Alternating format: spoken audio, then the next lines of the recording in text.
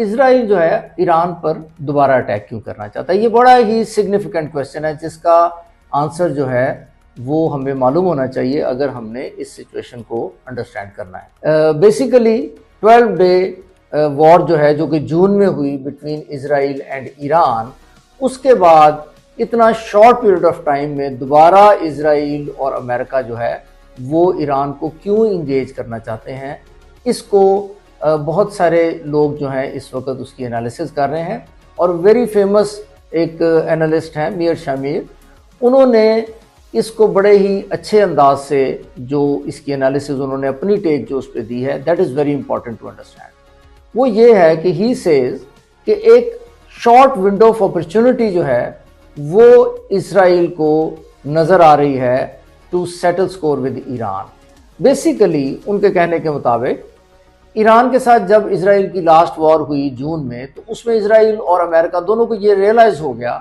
कि ईरान के पास वो पोटेंशियल है कि वो एज एन एग्जिस्टेंशियल थ्रेट जो है वो इसराइल को दरपेश हो सकती है इन नियर फ्यूचर, यानी कि सीरियस चैलेंज जो है ईरान इसराइल को दे सकता है। बिकॉज ईरान के जो बैलिस्टिक मिसाइल्स थे जब ईरान ने फायर किए तो उन्होंने जो आयरन डोम जो उनका सिक्योरिटी हसार है उसको बाईपास किया और सीरियस डैमेजेस जो हैं वो इसराइल के लिए उस वक़्त ईरान ने उनको डैमेज किया, उनकी सिक्योरिटी को। उससे ये हुआ कि Netanyahu as reported by him, जो कि मीर शामिर हैं, उनके कहने के मुताबिक नेतन्याहू बेसिकली अप्रोच्ड ट्रंप कि उस वॉर को रुकवाया जाए और इसराइल को रेस्क्यू किया जाए। इससे इसराइल जो है उसकी जो सिक्योरिटी, नेशनल सिक्योरिटी है, वो चैलेंज हो चुकी है। और उनके लिए ये एक परेशानी की बात है कि अगर ईरान को मज़ीद टाइम दिया गया तो ईरान जो है वो उस पोटेंशियल को गेन कर सकता है कि फिर इसराइल को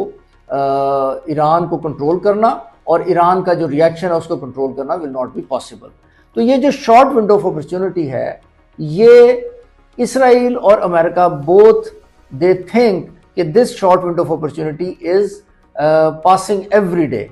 तो ये क्लोज होने वाली है। तो अगर ये अपॉर्चुनिटी उनके हाथ से निकल गई तो वो समझते हैं कि Iran will be out of control, जो कि ना अमेरिका को सूट करता है ना ही इसराइल को सूट करता है। तो इसलिए इसराइल जो है एक इतने शॉर्ट पीरियड में दोबारा वो उसने ईरान पे अटैक किया है अलॉन्ग विद अमेरिका।